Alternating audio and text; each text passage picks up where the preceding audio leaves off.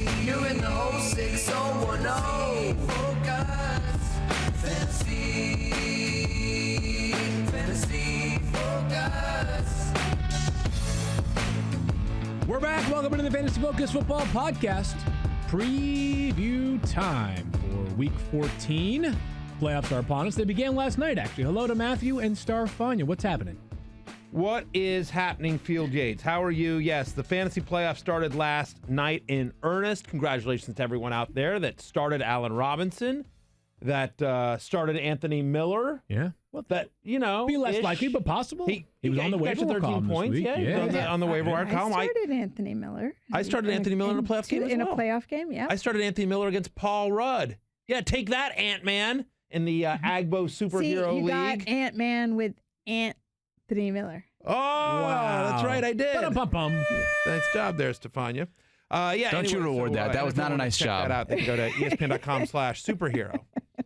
I'm surprised he's only, only that was 3.1% started was Anthony Miller. Yeah, given What is I'm happening? putting in my He's IFB. putting in his Happening here? IFB. Oh, Yeah. right, after the show starts, because that's a requirement. That's right. You know what? Not enough flack to Matthew Berry. You don't have to swear. You might have to owe it to the jar. He's the I commissioner. It's casual Friday for you, but you're the commish. My Venmo is now only in increments of $1. Yeah, Because there are only two people that Venmo me things. I guess really one. Matthew, you're the only person that Venmos me.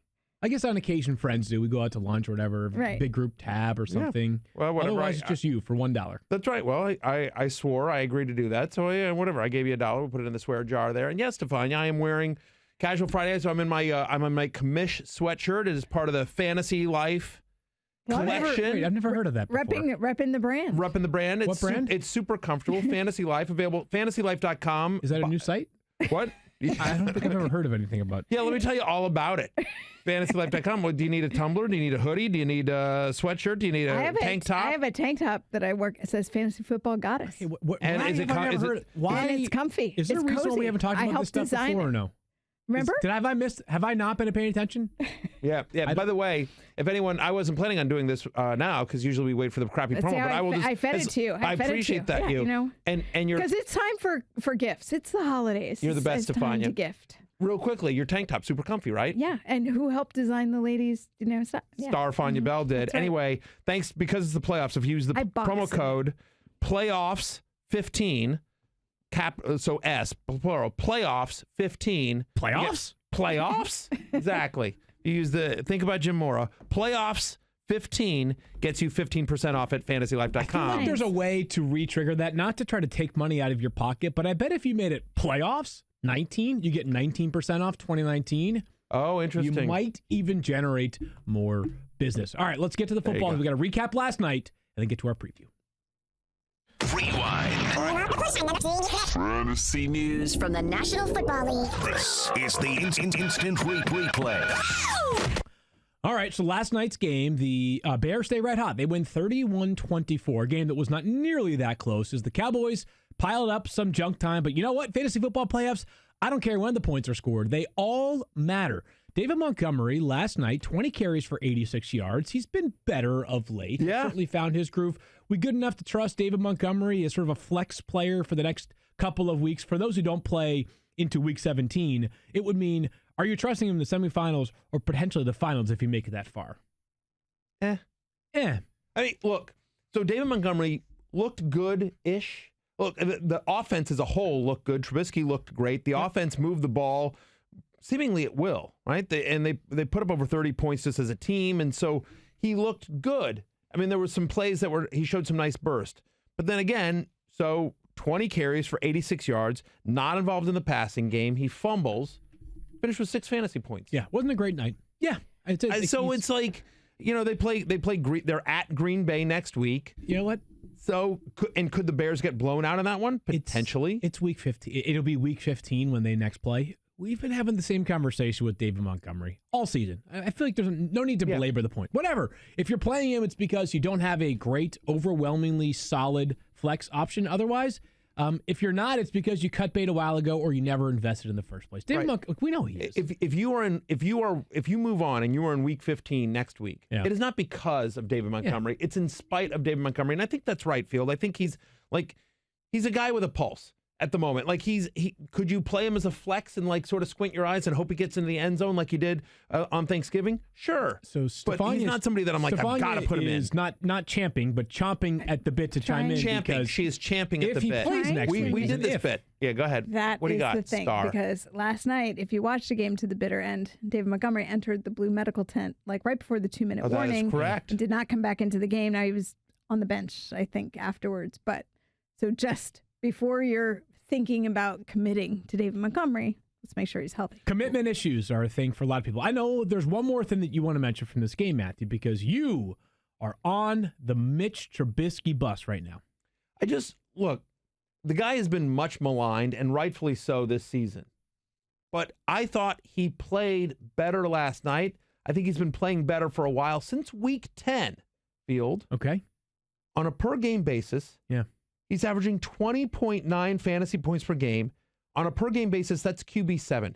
He's been the 7th best quarterback in fantasy since week 10. Again, we're not through, obviously, the entire week, so it's a little bit of funny math. But still, like, for the season, his 20.9 average since week 10 would be QB6 on a per-game basis for the year, just below Patrick Mahomes at 21.4. And the thing that encouraged me the most last night was the rushing. Again, some of it was scrambling, but there were a few designed runs in there. Ultimately, 10 carries for 63 yards. Obviously, he scrambles for the touchdown as well. And that's one of the reasons why people drafted him as a late-round sleeper this year in 2 QB leagues and deeper leagues. He was my quarterback in Fishbowl. Thanks so much. I got eliminated from the playoffs last week in Fishbowl. And Mitch Trubisky does this the week after. This would have been nice earlier. But anyway, look, he was good had last week. Yeah, he was good last week. He was, and I made the playoffs. The rest of your roster that wasn't good? No. Though, honest, Chris Godwin, OBJ has killed that team. Whatever, I made the playoffs. It's fine. But just missed it by 10 points. What are you going to do? In getting into the semifinals. Oh man, if you missed it by 15 points, you would have missed it by playoffs 15. How cool would that have been? Yeah, that's right. It would have been like trolling yourself, but also avail 15% off at fantasylife.com. You're welcome. 15. You're welcome. All I'm saying here, Field Yates, is that Mitchell Trubisky, I think, is suddenly more interesting than I think people give him credit for. This was a monster game that he had here, and I don't think it's as much of a fluke as you think it is. Week 10 against Detroit, he played well, had the 3 touchdowns. Played at the Rams in Week 11, not a great game. But then home to the Giants, 18 points. At Detroit in Week 13, 23 point nights. Home to Dallas, 32 points. And now he's got 10 days to prepare for the Packers. Yeah, it's 2 straight good games with Mitch. I think the big conversation, and we'll talk about this next week when we're actually focusing on Week 15, is that could you make a case to start Mitch Trubisky in Week 15? Sure, but you could also make a case to start about 15 other quarterbacks in Week 15. That's what it comes down to for Mitch Trubisky. Will he make the free agent fines column this week? Maybe. I think you should think about it. Okay. I think you should consider it. I think you should. I'm throwing it in the suggestion box. Let it rattle around in that pretty little head of yours. Gotcha. Maybe. We'll see. It depends on if there are other Ryan Tannehill can't get. Tannehill's available. We can't get Tannehill over 50, right? No, I get it. So would you make the case more for Tannehill or Trubisky? He's been better longer. So I think there are enough quarterbacks that it's hard to advocate for too many guys as waiver wire ads at Week 15 of the season. Fair enough. I'm just saying, this is a guy with 7 touchdowns in his last 2 games. Sure, he's been good for 2 straight games. That's good. Let's spin things forward and let's get to the major injuries. And has been fantasy viable since Week 10. All right, here we go. Wait, I just want to put that. So what are you saying? Are you saying that he is a must start throughout the rest of the fantasy playoffs? I'm not saying he's a must start. I'm not at all saying that. What I'm saying, Daniel, is that this is a guy that has been much maligned all season long. Yep. And so what I am doing is I am shining a spotlight. I am pointing at some opportunity here, just saying hey, you know what I mean? You may have a perception of Mitchell Trubisky that I think might need to be switched, because this is a guy that since Week 10 has put up 4 very usable fantasy days in the last 5 weeks. And that, again, as I said, since Week 10, he's averaging over 20 fantasy points per game. Since Week 10, on a points per game basis, he's a top 7 fantasy quarterback. So you're comfortable utilizing him in a playoff matchup? I am saying we'll see where the rankings come out. I think Field's right, but I think he's on that radar. Do I think that if I'm scrambling around, if I'm in a deeper league and I'm in a 2-quarterback league, or if we'll see what happens. We'll see what happens this week if somebody gets injured. 2-quarterback league, of course. Sure. Okay.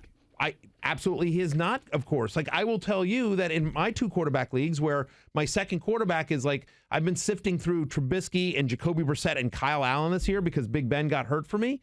So, in leagues like that, like Trubisky hasn't been an every week starter for me. I'm sort of playing the matchups. And so my point is I'm merely pointing out the fact that this guy not only played well, but I think it's less of a fluke than you might think. It seems like they finally got him running again, and it feels like Matt Nagy finally has a handle on this offense that I thought overall Chicago moved the ball well against a Dallas defense that in theory should be decent and came into that game needing a win.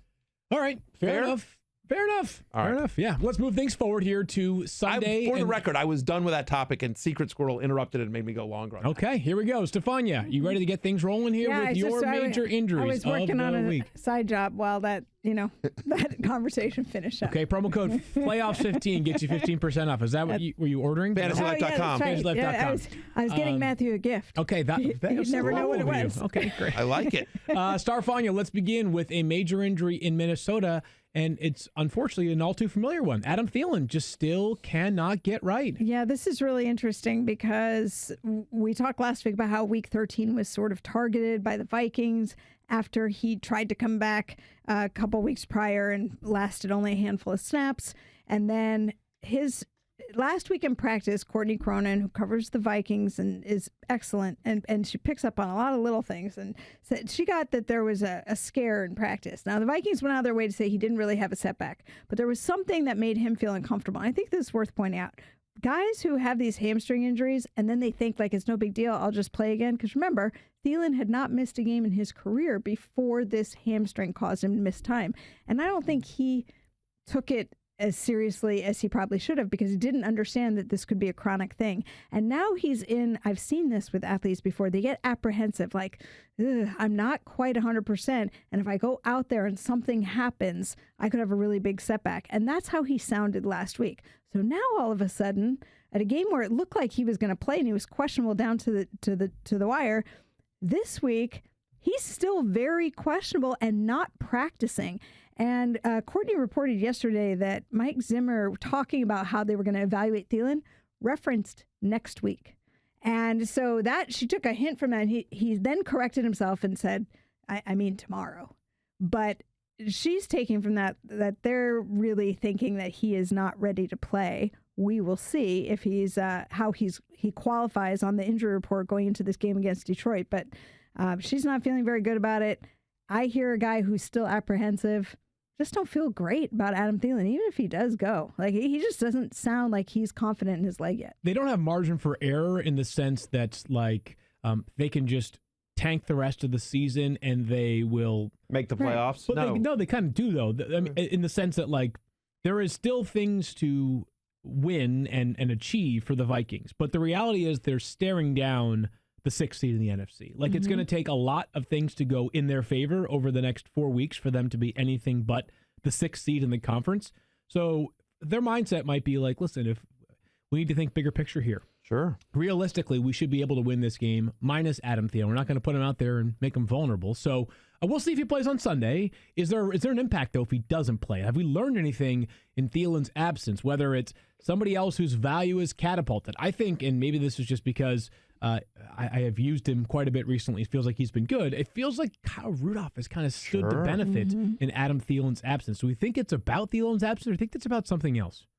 I think it's a few things about Kyle Rudolph. I mean, first off, we always joke about this. Kyle Rudolph, 6'6". You can't teach that, and you can't teach that. You just can't teach it. And so, look, he's been a nice red zone target throughout Kirk Cousins' career. He's always used the tight end, especially in the red zone. And when you're looking around for options there's like a big guy with great hands. Yeah. I mean, it's one of the reasons why the Vikings brought back Kyle Rudolph this offseason, paid him a lot of money. There was expectation. There was some speculation that maybe they would move on after drafting Irv Smith, but they not only kept Kyle Rudolph, they paid him handsomely.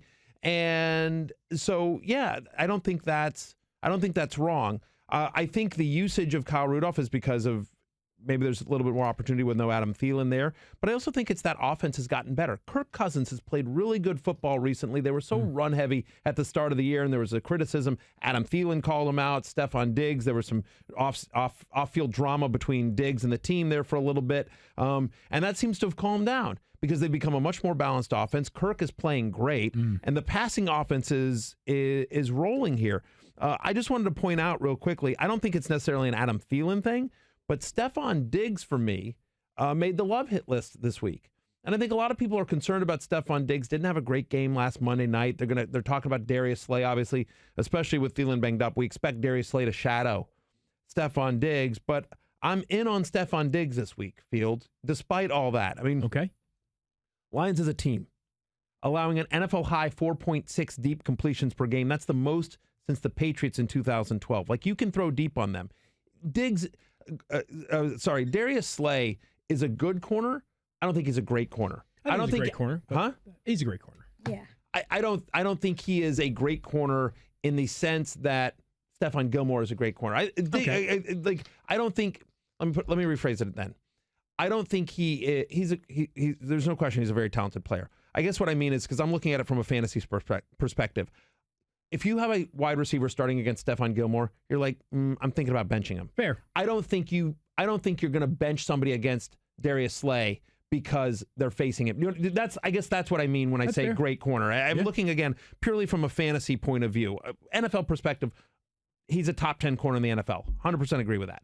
So I guess my feeling is that I think some people might say, he's going to be, guarded by Darius Slay.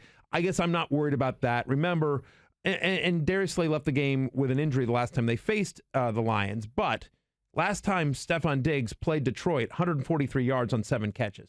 Big day. So I think he's a top 20 play this week. I think he's a high-end wide receiver 3, low-end wide receiver 2 against the Lions, even with Darius Slay shadowing him as well. He's now got a touchdown or 100 receiving yards in 10 straight divisional games. It's kind of a weird thing, but when it's in the division, Stephon Diggs steps up. And so with no Adam Thielen there and their running game a little bit banged up, I think Stephon Diggs could get deep for one here. That's what they say about Austin Hooper when he catches a pass, Stephania. Will he catch a pass on Sunday, you think, for the Falcons? I think it's looking pretty good for him. Okay. He's been out 3 weeks with a sprained MCL, but he's had 3 practices since they last played a game, which was Thanksgiving. So with all that extra time, they got this bonus practice in, limited each time. But I think if he's a full go on Friday today, then I would say I expect him to play. That's good news right there. Obviously, you're starting Austin Hooper if you have A, rostered him, and B, held on to him. As a reminder, when we last looked at this, he was available in 11% of leagues. Just take a look, just in case. I don't think many competitive leagues would have Austin Hooper available, but somebody keep in mind. James Conner, Stephania, called his shot. Well, hey, real quickly, before we move off of Austin Hooper, I just want to say this. I would be concerned a little bit about Russell Gage, that if Austin Hooper is active for this game, Russell Gage, who's been used, has had some nice production recently for deeper leagues, I think that would end somewhat if Austin Hooper plays in this game. Okay, good to know. I don't think that's it's fair. I think especially if we talk about Julio a little bit later on in the show with the forecast from Stephania about his availability for Sunday. If assuming Julio, Ridley, and Hooper are all active, I think you have to downgrade Russell Gage. Fair enough on that. James Conner, Stephania, called his shot earlier this week when he talked to the media. Yeah, this is interesting. He's already told everyone he's out, and it's Of course he has. Of course he has. Well, I think it's interesting because the team hasn't, but he was very clear that he wasn't going to play, and he hasn't played since week 11. He missed weeks 9 and 10 before that. We know he came back in week 11, then and left very early. Early on. Since then, some people think he shouldn't have been playing in week 11. Well, it's easy to call that in hindsight, isn't it? No, some people said it before the game, but all right. Anyway. Well, here's the thing, well, if everybody had a crystal ball, here's the bottom line. He said last week that he made some comments on the radio that he didn't want it to turn into a surgery situation. And I think as a result of those comments, it just makes it sound like they're going to be over or err on the side of caution is what I should say. Once you knew he aggravated it with just a few snaps, he's going to be out at least that amount of time. This is another 2 weeks on top of that, so we'll see. Okay, Benny Snell. Should he just shut it down at this point? No. Nope. Not because if he can play, I always say if the guy can play and he's healthy enough to go, you want the guy back out there. He's been practicing. He's actually participating on the scout team this week. It's really about contact. Not only that, these are competitive people. Yeah. Like, You just don't. just because we think it makes pragmatic sense, like James Conner, if he's going to They're be in a playoff hunt. correct, Right. That's exactly So- right. They're in a, but so that's my point. Is just like if he's healthy enough to practice. Right. If he's healthy enough to practice, then why are you? And they need. This is a game they need to win Did against you hear Arizona. what I They're just down to their said? third string Wait, quarterback. Did you hear what I just said? It's about contact. So him on the scout team, when you talk about taking hits, everything looked fine until he took a hit the wrong way. You're talking about a hit directly on the point of the shoulder that can aggravate that particular injury. It's not that simple, And for him practicing, he can catch passes, he can do things, he can do a lot where he's not got a guy that's trying to slam him to the ground or hit There's a his massive helmet to difference his between shoulder. practicing and playing. Guys, I mean, like Kevin Durant's putting up shots right now. Should he stop doing that? Like the guy's obviously not going to play this season. Like they're like guys do a lot of things that aren't actually they playing need to in the be game. also they need to be They're conditioned progressive steps. to, Yeah, of if course. they're ready to get back on the field, they get cleared. Like, okay, now you're good to go. You can't have him not being conditioned ready to be in a game. No question about it. All right, so Benny Snell's the next man up, and over the past couple of weeks, we have seen him be the guy in the backfield in terms of carries for the Steelers. 37 carries over the past 2 weeks, but the problem with Benny Snell, the mitigating factor is he's got no passing game value. He has 2 catches over the past 2 weeks. So he and Jalen Samuels, I think we're kind of locked in here. Both players are sort of like meh flex plays until James Conner returns. They are. Arizona allows the 9th most running back fantasy points this season. They give up over 27 a game. And since week 6, Steelers rank 7th in rush percentage. They don't really want Duck Hodges airing it out. So it's going to be a conservative game plan. And so could you see Benny Snell fall into the end zone? Sure. Could you see some dump offs to Jalen Samuels? Of course you could. I mean, Samuels actually had more runs last week than I think we expected. He wasn't involved in the passing game. But I agree with you. I think both guys, I would prefer Snell to Samuels, but I think both guys are sort of like, you sort of squint and click them into your lineup and you sort of hope for the best. And I don't think they're anything other than contrarian plays in DFS. And in PPR, they are touchdown dependent flexes. Agreed on that. Stephania, there's a lot of Williams news in Kansas City this week, specifically in the backfield. Yes. It's very 2 guys, confusing. D. Williams, Daryl and Damian. And Daryl. Daryl has been placed on IR, so he's Right. out for That the just season. happened yesterday. Yes. Hamstring injury. He's now on injured reserve. So that removes one from the Correct. equation. Damian Williams dealing with a rib injury that I believe happened when they were in Mexico City. Yep. I had a bye week. So we never really heard much about the nature of it. So you just have to go by what's happened. And what's happened is not much. He didn't play in week 13. He has not practiced since. And certainly if you're coming to Friday with no practice yet, it makes it look like he will not be the one who's available. They also signed Spencer Ware back to the Chiefs. You've got Darwin Thompson, who had 24% of the offensive snaps in week 13. So I think you should be looking away from Damian Williams, at least for this week. Okay, so Damian Williams looks likely to be out. You mentioned Spencer Ware, who can kind of be like Darrell Williams in the sense that he has some passing game value. He has some core special teams value, get an occasional carry.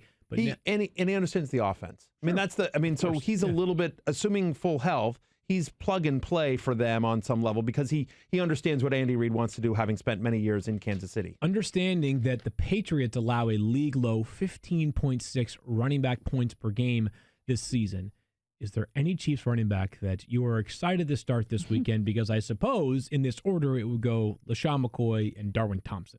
That is correct. And then Spencer Ware is third, but I think you need to see how it shakes out. And the answer is no. I'm not excited about any one of these guys. I don't believe.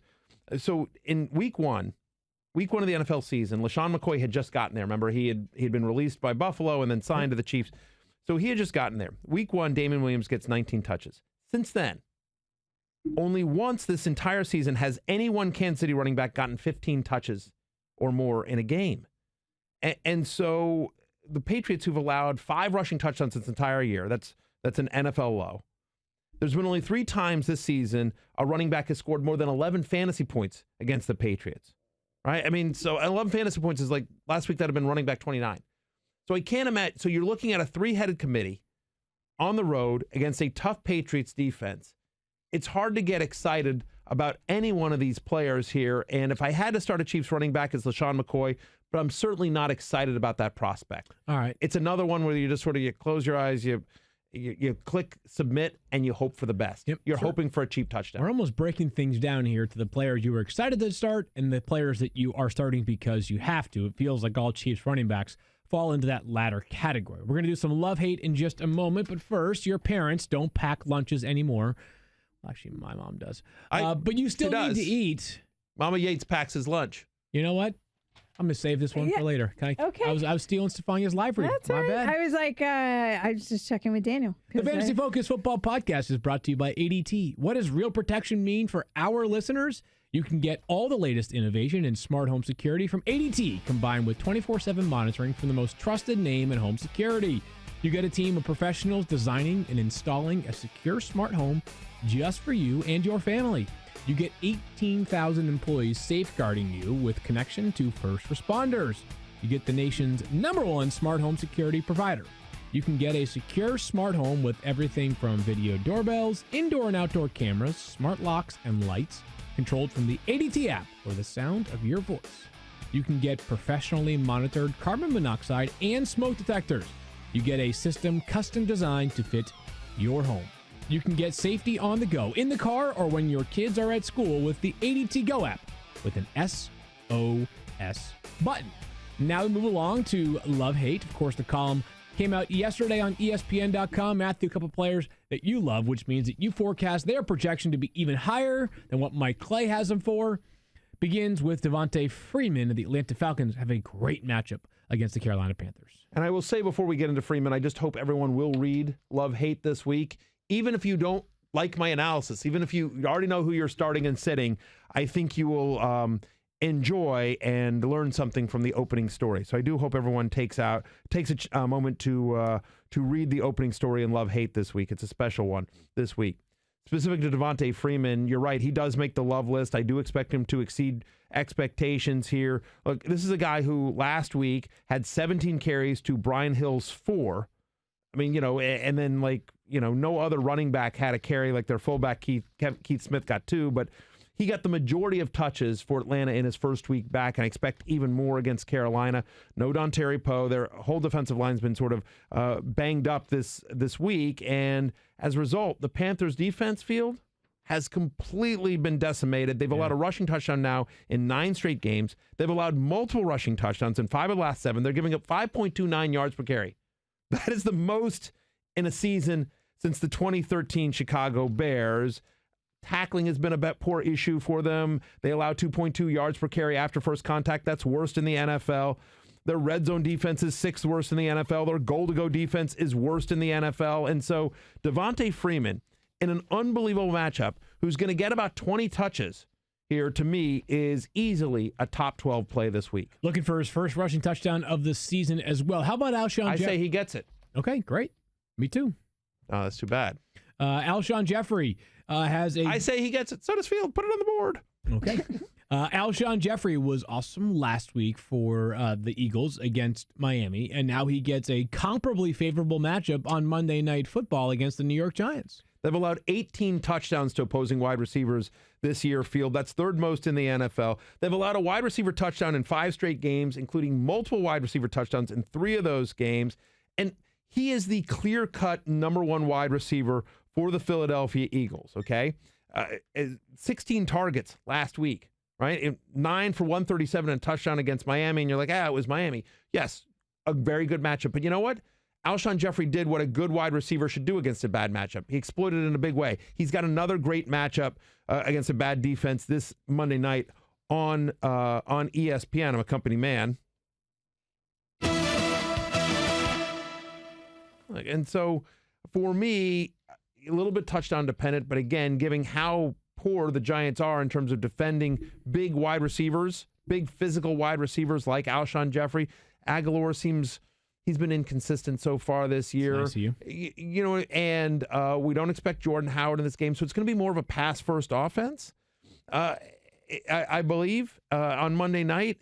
So, yeah, Alshon Jeffrey, for me, is a top 20 play this week. Again, he's a little bit touchdown dependent, but I think he scores on Monday night, especially with Stephania, I don't know, Zach Ertz still doesn't feel like he's 100% in the passing game either. The hamstring was bothering him last week. Felt like it did. Yeah. I mean, he's lumbering a little bit, but I don't think it keeps him out. Yeah. No, I'm sure he plays, but it just doesn't feel like feels like this passing offense runs through Alshon Jeffrey, and you get some Ertz and Goddard and Aguilar in there, and Miles Sanders, like I said, at the backfield. But I feel like Alshon Jeffrey has a big game on Monday night. A player that also receives votes on the love list is Ryan Tannehill, top streaming option of the week. If you have players like Tom Brady or Drew Brees or Jameis Winston as your starting quarterback going into the playoffs, Ryan Tannehill should be starting over all of them, according to the ranks. All three of us have him as a top 10 play this week. Yeah. I mean, look, only the Cardinals and Dolphins have allowed a higher percentage of passer rating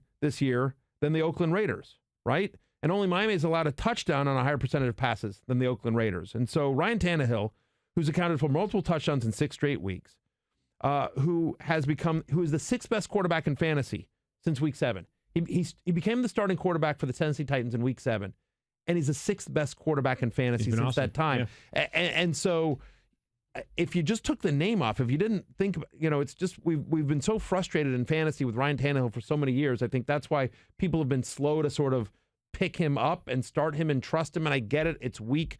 I get it. It is week 14. It is still a run-first offense. They are traveling across the country to the black hole where it is always tough to play. But, yeah, I believe Ryan Tannehill is a very viable streamer this week. We all have him as a top 10 play against Oakland. Before we get to Matthew's hates for the week, the library from Stephania that I nearly stole. Yeah? She's getting it. Okay. DoorDash. Oh, DoorDash. DoorDash. I am a fan of DoorDash. Are you a fan of DoorDash? Oh, Do they deliver wine or no? Well, do you ever order food? I don't know that, but I know. Yeah, do you ever order food from DoorDash? That's a better question. Yes, I have ordered food from DoorDash. Just so you be honest though, when you order food for DoorDash, is that so that the DoorDash guy doesn't think you're an alcoholic? Because is it like 5 bottles of wine and like an apple? Is there something wrong with that? No, not at all. I just want to know. Right there. All right. Fruit pairs well. Your parents Tell us about DoorDash. Your parents don't pack your lunches anymore, Matthew. No. But I pack Fields. Have your favorite restaurants brought to you with DoorDash. Brown paper bag not included. DoorDash connects you to your favorite restaurants in your city. Ordering is easy. Open the DoorDash app, choose what you want to eat, and your food will be delivered to you wherever you are. Not only is your favorite pizza joint already on DoorDash, but there are over 340,000 restaurants in 3,300 cities, so you might find a new favorite too. With door-to-door delivery in all 50 states and Canada. Order from your local go-tos or choose from your favorite national restaurants like Chipotle, Wendy's, Chick-fil-A, and the Cheesecake Factory. Don't worry about dinner. Let dinner come to you with DoorDash. Right now, our listeners can get $5 off their first order of $15 more when you download the DoorDash app and enter promo code FOCUS. That's $5 off your first order when you download the DoorDash app from the App Store and enter promo code FOCUS. Don't forget, that's promo code FOCUS for $5 off your first order from DoorDash. Thank you, Star Fun. Yeah, we move along to the other side of the column, which is the hate column. Again, that means that Matthew projects them to have fewer points than Mike Clay does in his official projections, which are what you see on your app or on ESPN.com. Kenyan Drake, Matthew, is a player that has actually played really well for the Cardinals since he was acquired. And shout out to our guy, Kenny Legan, video producer of this podcast. And Kenny actually told me, shout out to his buddy Paul, who sent the stat of all stats about Kenyan Drake. Kenyan Drake has played in 10 games this year. He hasn't won a single game. He was traded by the Dolphins, at which point he was winless. Since acquired by the Cardinals, he's still winless. The dude is 0-10 this year. That's amazing. It really is. Kenny's friend Paul, nice job. That's a good pull. Yeah. That is unbelievable. I mean, I've been sitting here, putting all the losses at the feet of the Arizona Cardinals official Twitter handle. Right. But it might have been, maybe I should tag Kenyan Drake in the next time I do those tweets. Well, that'll end well for one of you. Not you. Yeah. You don't think it'll be me? I don't think so. Well, we'll see. You think Kenyan Drake would come after me? I don't know, you just keep finding. He went to Alabama. They have a very popular fan base. They might do get have a after very you. popular fan base. Cardinals, they have fan base. Yeah, too. you don't want the Roll Tide folks on your That's case. fair. That's fair. I will say, because as I've been trolling the Cardinals, like I have like 7 Cardinals fans that come after me. Like that's it. Everyone else is just sort of like, it's like it gets like 6,000 likes and then like 7 people like, it's actually pretty funny. All right. Anyway, maybe it's 9. I'm sorry, Cardinals fans. It might be 9. Okay. It might be 9 or 10. I don't know. All right.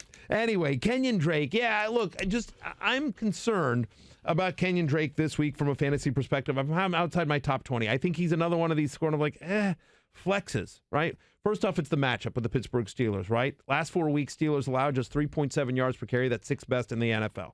They've allowed 1 rushing touchdown in that entire stretch. In the last 3 games, we all remember Kenyan Drake's first game with Arizona where he played so brilliantly against the 49ers. But since that one game, the last 3 games, Kenyan Drake averaging just 3.4 yards per carry. And so the Steelers defense, which has been so good here, and then you can't even really necessarily count on the volume. If I have to start a Cardinals running back, it's Kenyan Drake, and I don't think it's close. Of course. But obviously we saw some David Johnson last week. Chase Edmonds was active last week. Didn't play a snap on offense, but he was active last week. So could you see a little bit of Chase Edmonds this week? Could you see a little bit of David Johnson this week?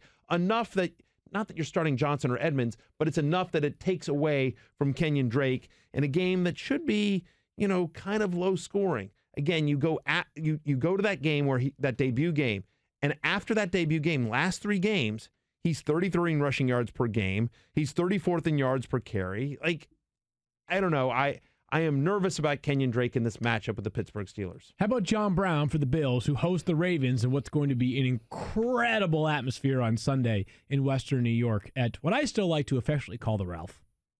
Do you call it the Ralph? I like to affectionately call it the Ralph. It's really New Era Field, which is not, that's perfectly fine. But the Ralph, it just feels like it's the Ralph forever. It feels far more true to the spirit of the city, right? I think so, personally. But fair enough. So the game will be at the Ralph. Shout out to our friends at New Era, but we're calling it the Ralph. Fair enough. I agree with you there. And listen, Bills Mafia should be thrilled. This is a fun team. Field, you've mentioned many times about how you feel like Sean McDermott and Billy Bean are really building. Brandon Bean. Sorry, what Billy Bean? Right. Sorry, Oakland A's. Anyway, so Brandon Bean, right? Brandon Bean and Sean McDermott are really building something there in Buffalo, and I would agree with you. It's really impressive. Yeah. I personally believe it was with the release of LaShawn McCoy, but ultimately, Buffalo has had a great season. They should be really excited not only about the prospects this year, about the future of what they're building in Buffalo. And I've been a big John Brown fan. He was a sleeper for me in the preseason. He's been nothing short of brilliant this year. That said, he makes the hate list for me this week because about expectations. I am outside my top 25 for the week. Here's my concern. Held to under 40 yards in back-to-back weeks. And this is a tough matchup with the Ravens, okay? Since week 4, Baltimore a top 10 defense in terms of deep yards per completion, deep touchdown percentage. Obviously, that's a big part of what John Brown does. And you think about how you can attack the Baltimore Ravens. And if you read my love-hate, you'll see that, one of the reasons that I think you can sort of attack the Baltimore Ravens is you attack them with a slot where they struggle. So I think Cole Beasley has a nice game here, and you can run on them. They actually haven't been a great run defense. They're 28th against the run over the last 4 weeks. So I think it's a Devin Singletary game. I think it's a Frank Gore game. I think it's a Cole Beasley game. I have John Brown outside my top 25 for the week because they're so good against the deep ball and they're so good against the pass just as a whole. Their entire secondary is terrific. One more player that makes your hate list is actually our IBM Watson Insight of the Week. It is Tyler Lockett of the Seattle Seahawks. And despite 3 straight bust performances, Lockett's boom potential, which would be scoring over 19 points, outweighs his bust potential. Sunday night in Los Angeles, Matthew, is Tyler Lockett a difference maker for you this Sunday? No, I don't. I mean, I don't understand anything what you just said. Here's what I know: the last 3 games, I mean, what I was saying is he's been a run. That being said, IBM Watson still feels as though he has a chance to be a boom, more likelier than a bust this upcoming week. Yeah, I would disagree. That's I would allowed. respectfully disagree with it. IBM Watson. I would agree that there's certainly a chance that he could boom. There's certainly a chance that he could boom. Right. Obviously, he's a very talented player. But to say that it's more likely that he has a big game than he busts, I respectfully disagree. I think that's allowed. I think that's a little insane.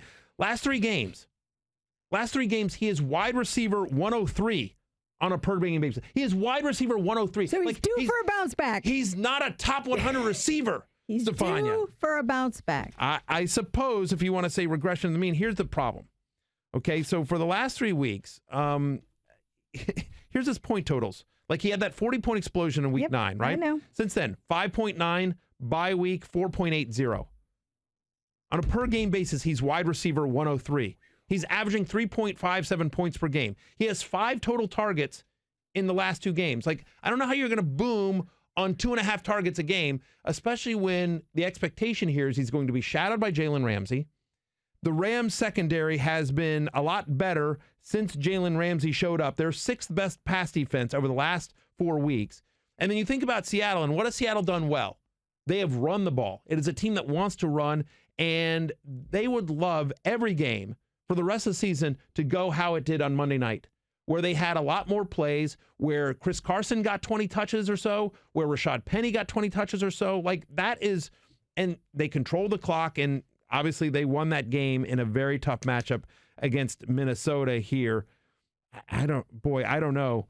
Since the Jalen Ramsey trade, the Los Angeles Rams allow the 3rd fewest yards per reception to opposing wide receivers. Opposing wide receivers are averaging just 9.18 air yards per target. That's 3rd lowest in the NFL. They have not allowed a touchdown to a wide receiver in 5 of the last 7 games. So it's crazy to me to hear that they think there's a much better chance that Tyler Lockett has a huge game here than he doesn't. When everything that we say over the last 4 weeks, in terms of what we've seen from the offense in Seattle, in terms of what we've seen of how they get the ball to Tyler Lockett, and in terms of what the Rams defense has done. So the last time he played the Rams, 4 for 51 and touchdown. Granted, is that a boom? Would that be a boom game? I don't think that's a boom not a game. Bus game. No, but it's not a bus game either. It's certainly not a bus game. And we're still, he's being ranked as a wide receiver 2, correct? Still, you're not saying don't start him, just lower expectations. I have him top 20. Outside of the top 20? I don't have him as lower than I do. I have him higher than these guys, but I think I could probably come down. I think I'm probably a little too high, but I'm sort of optimistic for a bounce back. And the last time he played the Jaguars, when Jalen Ramsey was a member of that team, 2017, week 14, 4 for 90 and a touchdown, 20 fantasy points. So I don't subscribe to the theory that's going to knock him out completely. Well, I also think that Seattle doesn't run the same game script every single time. I mean, we always say they want to run the ball, but that's not been the case. But they've had a couple. They have been like sort of a big play team here and there, and usually that's DK Metcalf. But I feel like Tyler Lockett has been an outlet for them, and I think that he can do so again. Listen, Tyler Lockett is an insanely talented player, and he's got one of the best quarterbacks in the NFL throwing to him. And their defense, the Seattle defense, has struggled. And so could they get into a shootout? The game's in Los Angeles, where Jared Goff has traditionally played better. 100%, all that's correct. But my belief is that we are in week 14 of the playoffs. This is win or go home time. Yep. You can't tell me there isn't a lot of risk with Tyler Lockett. Listen, I think it's the trickiest decision of the weekend, in my opinion, because he could be a 30-point guy or he could be a 0.3-point guy. Yep. Just ask anybody who's played him over the past 3 weeks. You don't want to be the guy that gets 0.3 fantasy points. You also don't want to be this guy, which we're going to take a look at real quick. And then on the other side of that, Stephania with much more injury information, a ton of names to cover in just one moment. Time now for our daily reminder to don't be this guy. And today's submission comes from Bear. The loser in his fantasy league had to dress like Woody at their destination draft in Charleston. 100-degree heat, had to drop to the floor every time somebody said, Andy is coming, just like in the movie Toy Story. I actually think that's a pretty clever punishment. I do too, and I'll be honest, I'm pretty stoked on it, other than the fact that he's holding up the Fantasy Football magazine, which is not an ESPN fantasy magazine. That's why he finished last. Yeah. Oh wait, Andy's coming. Oh no! Get down! Oh no, Andy's coming!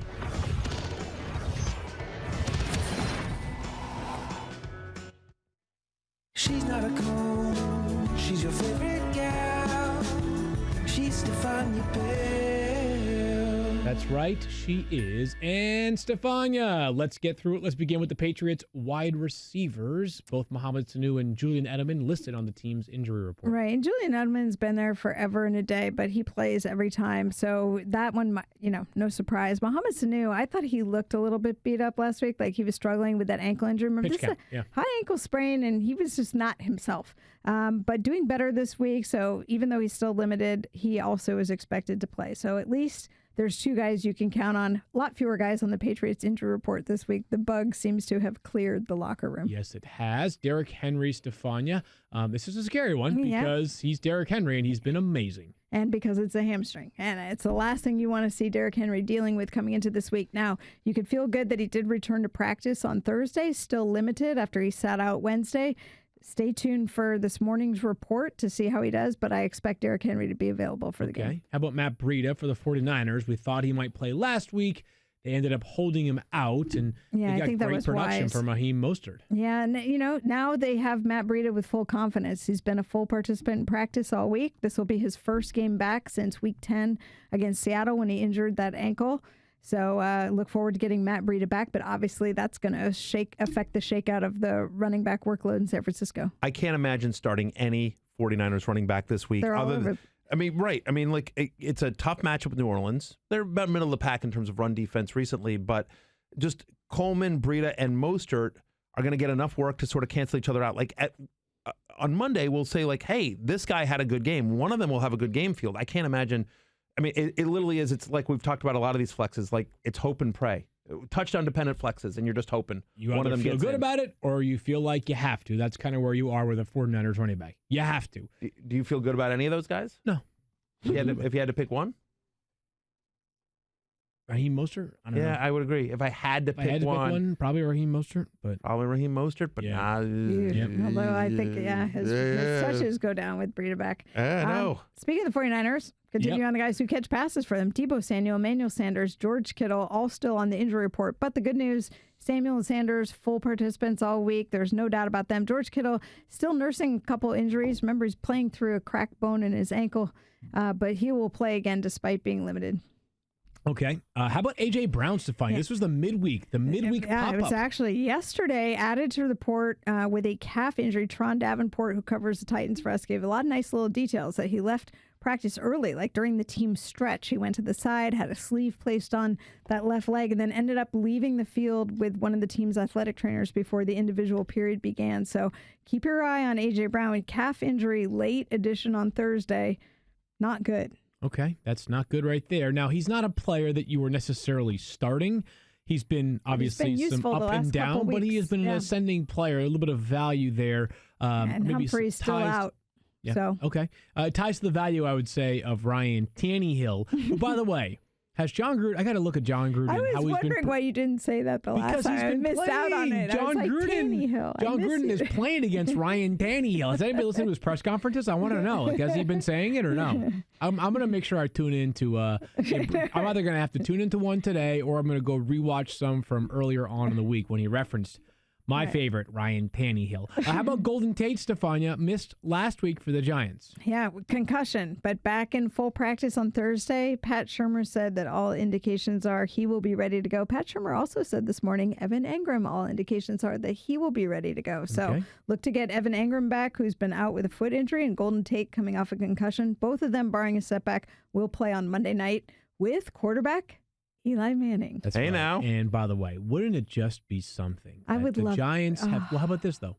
The Giants have had a grand total of, guess how many snaps? Daniel Jones has played with Saquon Barkley, Evan Engram, Golden Tate, and Sterling Shepard this year. 0 snaps. Would be my guess. Did I get it right? Yeah. 0 snaps so far for what is the future of the Giants offense. But I got it right, Stephania. We'll see. You don't have to shame me. Listen, Princeton. You know what? Some of us get stuff right every once in a while. Once in a while, yes, that's correct. Stephania gets stuff right all the time. Matthew, every once in a while. But in a while.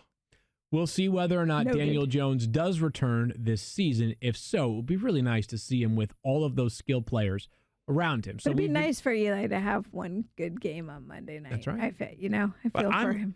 And if Golden Tate plays, though, I'm a little nervous. I mean, we just don't know. I sort of feel like, Field, and Stephania, I'm curious if you guys agree with me here.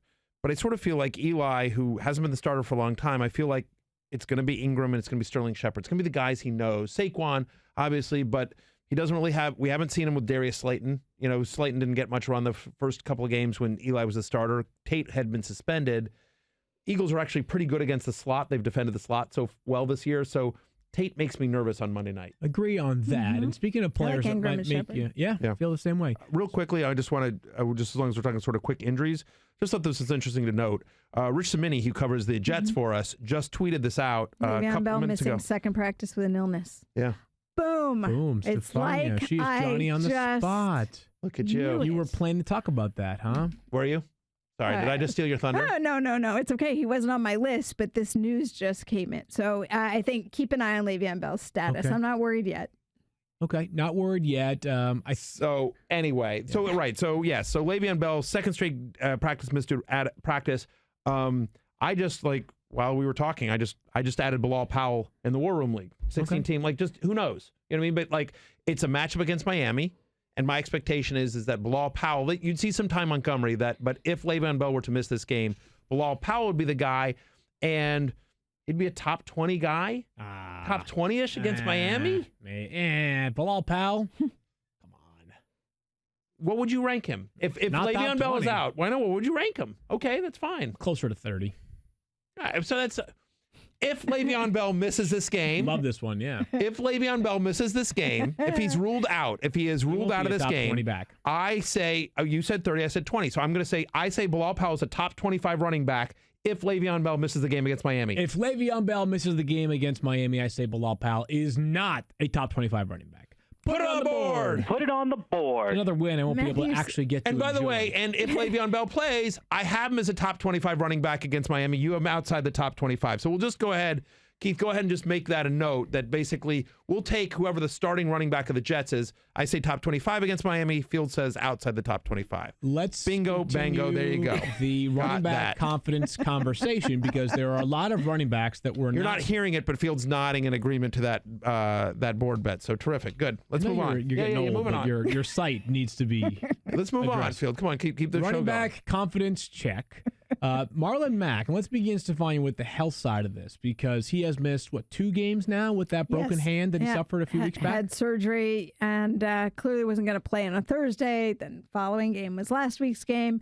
But now Marlon Mac upgraded to a full practice yesterday, and it is looking like Marlon Mac returns this weekend. Okay, that will be good news for Indianapolis, who may not have much of a chance, but they basically have to win out to have any chance whatsoever. Yet they face a Buccaneers run defense that for the first half of the season was a brick wall. It hasn't been quite as good recently, but we all have them as kind of a flex consideration. I don't have any concerns, by the way, Matthew, that if Marlon Mac plays, it'll be a timeshare with Jonathan Williams or I guess Jordan Wilkins. Those guys both saw some run over the past couple of weeks, but as we saw early on this season, when Mac is healthy, he is the guy, and the Colts remain one of the more dedicated run teams so far this season. Let's get to the Patriots, though, because the Patriots on Sunday are still looking to find some offensive mojo. Perhaps Sony Michel's I guess you can make the case there have been a couple of top games in his career. You can make the case that one of his best, if not his best game in his career was against the Chiefs in the AFC Championship game last season. I've been using this phrase now about 30 times during the podcast. There are players you're excited to start, and there are players that you're just starting because you have to. I've got Michel more in that second category. It's like I'm starting him because I have to. I'm not super enthusiastic about it. Matthew, are you enthusiastic, though, because the matchup against the Chiefs, a team that has struggled to defend the run so far this season, and a team, the Patriots, that, they typically talk about this sort of anecdotal, but this time of year, they try to ground and pound and just sort of win low-scoring games if need be to get to the playoffs and secure a top 2 seed. There's no question that there is risk here, but I think I'm more optimistic than you two guys. He comes in at 21 in my ranks as of Friday morning. Again, I always update them after all the injury reports come out Friday afternoon, so always check Friday night, Saturday, and honestly, the best time to check them is Sunday morning because they'll be up to the minute. But specific to Sony Michel, they need to get Sony Michel right. If the Patriots want to repeat as Super Bowl champions, it's going to be tough for them to do it, I think, without Sony Michel doing something. I feel like they need to get an effective run game here. And as good as James White has been between the tackles, even, as we saw against Houston last week, they need to get Sony Michel right. And with Tom Brady not 100% healthy, we expect him to play, but don't you feel like there's a little something there? No? You think it's a bunch of that he's even though he's on the injury report, you think it's baloney? I think no, it's not baloney. It's that you are obligated to report if a player has any limitations whatsoever in practice. But Brady himself said last night, "No, this is nothing. I'm fine." Brady basically said, "If this is all I got at this point in the season, I feel pretty good." All right, there you go. Either way, they do, as you mentioned, Field, anecdotally, they do go more run heavy when they get into December. And you think specifically about this matchup with the Chiefs, where Kansas City allows over 30 running back fantasy points per game. They're a bottom 3 defense in both rushing yards allowed and yards per carry allowed. They allowed a league high 30.4 fantasy points per game to opposing running backs this season, 8 different times this year. A running back has rushed for 100 yards or a touchdown against the Kansas City Chiefs. And so, look, Sony Michel, that's one of the ways to defeat the Kansas City Chiefs, right, is to keep Patrick Mahomes on the sideline. We've seen when Kansas City has lost this year is because the team they've played has run the ball very effectively, and there's no team better at exploiting another team's weakness than the New England Patriots. And so my expectation is that they go run heavy in this game. And if they're going run heavy, I expect Sony Michel to be a part of that, and they get in close. He's probably got the best chance of any of them to fall into the end zone. I have him as a top 20-ish play this week. Darius Guice ranks inside your top 30, just inside of. He's just outside my top 30 and Stephania's as well. The signs have been encouraging because he has run hard and effectively when he gets his opportunities. But as we keep talking about, Adrian Peterson is the starter there, and they're playing against the Packers on Sunday in Green Bay. If this is a blowout, then you That's think a concern. Chris Thompson's the guy at that point, right? Yeah. Yes and no. Okay. So it's actually because of the blowout that I think I'm a little bit higher on guys. They're going to try to establish the run late. That's exactly what they'll try to do. No, is that, look, Guice is one of, if not their best offensive player right now. He's the guy that's shown the most burst, the most explosiveness. Like, he's had a couple of big plays, which is... who would be better? I mean, Terry McLaurin is really talented, but... Scherf, yeah, probably. I mean, right? Yeah. Scherf is really good, but, I mean, it's a short list. It's a short list. I know there are some that think the Redskins are close. I am not one of them. Although Redskins' hope's still alive for the playoffs, by the way, with Dallas's loss. If Dallas wins the next, Dallas loses out. Don't talk to me as Dallas loses seed about your terrible division. If Dallas loses the next 3 and Philadelphia loses all 4, NFC East champion Redskins at 6-10, baby. Let's go. Handle the Redskins. Not only it would 7-9 the hard way. Let's go now. I don't think I'd even be able to talk to you. Look, I have been very clear. I want the Redskins to finish 3-13. Last week I wanted them to finish 2-14. I want Bruce Allen fired. Hashtag fire Bruce Allen. I haven't heard you say that at all this year. I haven't heard you once mention your desire for the Redskins. Well, to then go you know what that means. 3-13. You know what it means, that it feels like I'm being too subtle about it. So let me be clear about it. Let me, and I need to start not only telling you a lot, but I need to start texting you. Okay, I need to start texting Chapin so she can tell you as well. There's a lot I got to do to make sure you understand my feelings on this subject. I want to be very clear about this.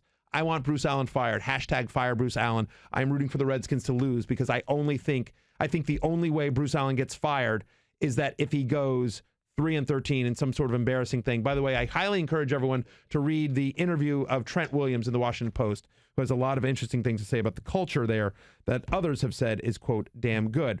Specifically to Darius Guice here, however, he is one of the best offensive players that they have in Washington. He's a big play waiting to happen. Packers allow the 5th most rushing yards per game this season. And they allow the 6th most fantasy points to opposing running backs. Darius Guice is a nice pass-catching running back. So in the event that they get blown out here at Lambeau, which I think is a very real possibility, I don't think it's all Chris Thompson. They don't want Chris Thompson to have a heavy workload. They want him playing a certain amount of snaps. They want him playing 20-ish snaps a game. They want him touching the ball 8 to 12 times a game. And so even in a blowout, that immediately rules out Peterson, who isn't really involved in the passing game, but I do think they would try to get Guice involved. Again, they're seeing sort of the potential. He's getting healthier and healthier. They want to get him more run. So I do think Darius Guice, it's certainly risky, but I think he is a viable flex play given the amount of big play potential we've seen in him, his passing game usage, and the production we've seen, I think, will increase his snaps. He only played, I think, 16 snaps last week. My expectation is that number increases on Sunday. No risk it, no risk it. Kareem Hunt and the Browns play the Bengals for one of two opportunities over the next, 3 weeks, but 4 games. Kareem Hunt checks in as a top 21 play for all three of us. He played a season-high 65.1% of the snaps last week. He's averaging 5 yards per carry. Believe he has already 30 targets in 3 games. Has he played 3 games? He had 30 through his first 3, and he was effective last week in scoring a touchdown as well. Kareem Hunt has been outstanding for the Browns this season since he returned. We all are in agreement there that that's a flex play you actually feel, or maybe even a low-end RB2 that you feel pretty excited about. But one more backfield here, and I think we all can very quickly and succinctly describe how we feel about starting any player, is Ronald Jones and the Buccaneers. Bruce Arians said this week, we got to get Ronald Jones more involved. We got to get him going this week. The problem is that they've tried that before. And then you know what happens? He does something silly, and they yank him out of the lineup right away. Would either of you start either a Ronald Jones, Peyton Barber? Would you even consider starting a Bucs running back, absent being completely desperate in a super deep league and having 0 other choices? Yeah, I pulled Ronald Jones from one of my lineups for that reason. Too frustrating. Yeah, I can't imagine. Again, it's fantasy success is all about trying to limit risk, right? Yeah. And so I get it. No risk it, no risk it. We talk about that all the time. But sure, ultimately, I'm with Stephania here. Stephania and I both have him as running back 35. You're a bit more optimistic here. I don't know. He's had 2 games with more than 14 carries in a season. The Colts allow the 6th fewest fantasy points to opposing running backs. It's bad matchup. It's a 3-headed monster here. I think it's going to be, by the way, limited possessions because Indianapolis is so good at time of possession and controlling the clock. I don't think you're going to get as many scoring opportunities as well. And so, Peyton Barber had the big game last week. This is a stay away from him. Quick thing here. We're getting a bunch of questions in the chat about Dalvin Cook, Stephania. Wanted to get your update on whether or not you feel like Dalvin Cook, you're confident in him playing this week, especially with, and I'd like to say this, Alexander Mattison still available in 65% of leagues. Yeah, so I feel confident that he's going to play. I think what you saw happen last week, Dalvin Cook has been nursing a chest injury for the last couple of weeks. He takes a hit during that game where he goes down and he releases the ball, fumbles the ball, which he, took it hard after the game, said it's on him not to lose the ball no matter what. But to be honest, where he got hit hurt so much that he really didn't have the control of the ball. And when he left the game, it was referred to as a shoulder injury. But if you look at where he was hit, it's kind of like shoulder meeting chest area. And he said, look, at time of the season, you're going to have bumps and bruises. I mean, he's kind of been downplaying what the injury is. But my point is, it's not going to be that he's fully healthy from this. It's not like he's going to be fully recovered from this injury. He's going to keep playing through it. His legs work fine. He can still catch the ball, but if he takes a hit right to that spot, yeah, it's going to be a problem. Could it force him out of the game? It could. I'm not going to play him and be worried about that. I expect him to play. But if I had Dalvin Cook on my roster, I'd really be trying to get Madison too, for sure. Scary thought right there. Obviously, you don't have a choice. If you start Dalvin Cook, you are tethered to him, whether he plays the full game at his usual effectiveness or if he leaves early because that shoulder issue, chest issue, I think they're technically calling it on the injury report, as well, something to be mindful of. But if he plays, you have to go in with the mindset that I am starting him and taking whatever I get from him.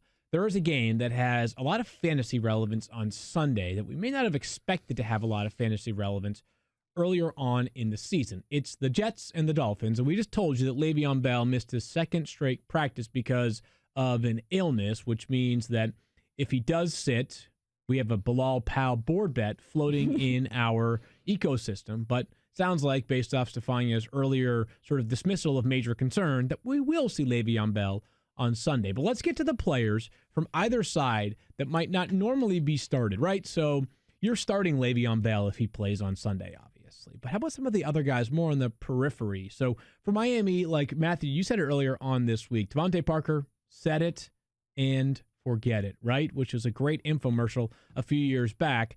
Same thing here with Devante Parker, who has been awesome. He's got 4 straight games with 10-plus targets. How about Mike Gesicki, though? Because I was talking earlier about how when Adam Thielen has been out, Kyle Rudolph has started to see more targets. Preston Williams went down. It kind of feels like Mike Gesicki is all of a sudden seeing a bunch more targets for the Dolphins.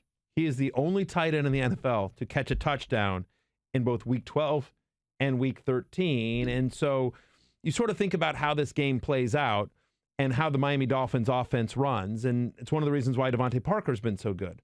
They can't run the ball effectively. Like, all due respect to Patrick Laird, who'll be the most recent one to attempt it this year. And I know there's a lot of people having fun with Patrick Laird on Twitter these days, if you're in the sort of weeds of DFS Twitter there. But I'm not sure. We have yet to see any indication that Miami can successfully run the ball, and it's a tough matchup with the Jets, even though their defense is banged up. Right? And so they can't run the ball and they can't play defense, which means the only way they can move the ball is by throwing. Ryan Fitzpatrick is a professional quarterback. He will make mistakes, obviously, but he can throw accurately. And so when you're looking around, like after Devante Parker, it seems like Mike Gesicki is the next best pass-catching option there. Remember, last time he played the Jets in Week 9, 6 for 95. Had 15.5 fantasy points.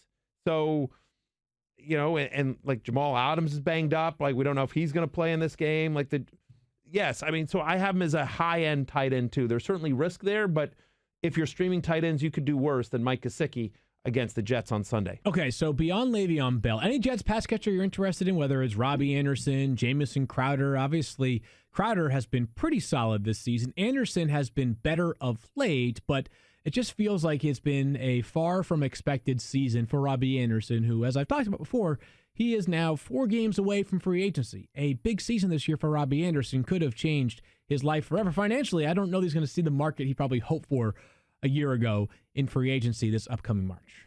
Probably not, but last couple of weeks, I think both guys are there's risk there, but I think both guys are viable wide receiver 3s this week against Miami.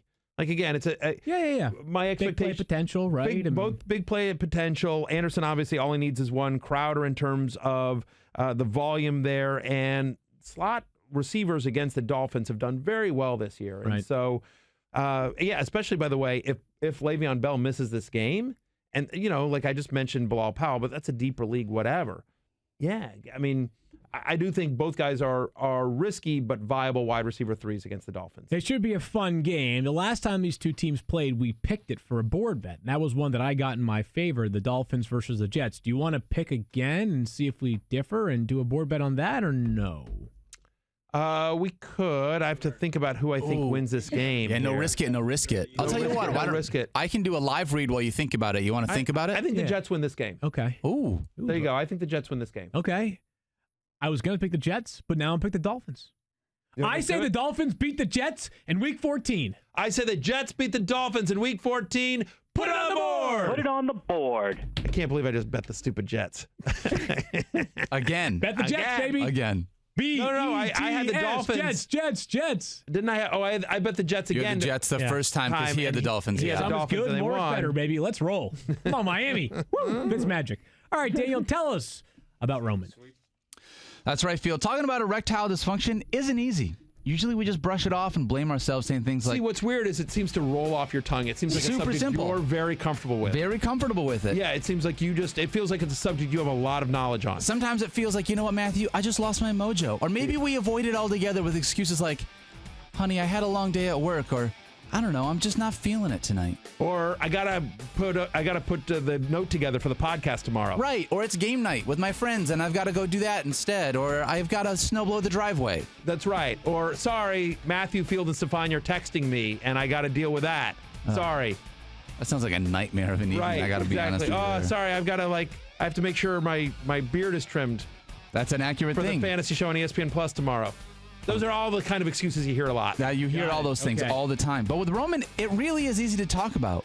With a real doctor who can prescribe real medication, it's simple, safe, and totally discreet. With Roman, you can get a free online evaluation and ongoing care for ED, all from the comfort and privacy of your own home. The doctor will work with you to find the best treatment plan. If medication is appropriate, Roman will ship it to you free with 2-day shipping. The whole process is straightforward, simple, and discreet, and getting started is just as simple. Just go to getroman.com/FFF and complete an online visit. Erectile dysfunction used to be tough to tackle, but now there's Roman. Complete an online visit today to connect with a doctor and take care of it. Just go to GetRoman.com/FFF and get a free online visit and free 2-day shipping. That's GetRoman.com/FFF for a free visit to get started. GetRoman.com/FFF. There are some things. Sorry, Fields. There are things in life that are worth the wait, whether it's the week 1 of the NFL season, whether it's Christmas, whether it's seeing Stephania Bell live and in person. That right there is always worth the wait, as is Field and Stream, the award-winning, I think. Is it we made up an award and we gave it to you. Yeah, okay, so. thank you. Yes. We have awarded it. That's right. Thank you. The We have award. awarded it. The award-winning segment. The award for best segment we do in the last 5 minutes of the show On Friday. On Fridays, it goes to Field and Stream. Field and Stream. Let's rip through a couple of names that you need to know for this weekend that might be worthwhile streamers at positions where you only play one player. Noah Fant for the Denver Broncos has been on the waiver wire column. He has been mentioned several times on Fantasy Football Now. He's one of just 5 tight ends with multiple touchdown receptions of 20-plus yards. He's a big play threat. He is seemingly growing in terms of his role within that offense in Denver. Drew Locke looked good last week. They play the Texans in Houston on Sunday. Meanwhile, when you play the Arizona Cardinals, you've got a chance if you're a tight end. Arizona is allowing 21.2 tight end points per game. That is the worst in the league. The other 31 NFL teams allow 11.6 points per game to tight ends. They allow 21.2. Think about that. What an incredible Do you gap. know that if the tight end who played against the Cardinals were one person, he'd be the number 1 tight end in fantasy this He year. might be the number 1 player in fantasy, much less tight end, right? Yeah, I mean, that unbelievable. is just incredible. How about the Arizona Cardinals for streaming defensive Before options? you move on there real quickly, I just want to ask you a question here. Yeah. So you have Noah Fant as a top 11 play this week. I have Vance McDonald as a fix top my 11 ranks. play. I Okay. didn't realize I needed to. My Vance McDonald rank has been updated since we produced our notes. Got it. Understood. Yeah. Would you care for a Vance McDonald, Noah Fant board bet? No, I wouldn't. All right. Yeah, because the ranks will reflect as such in a minute. All righty.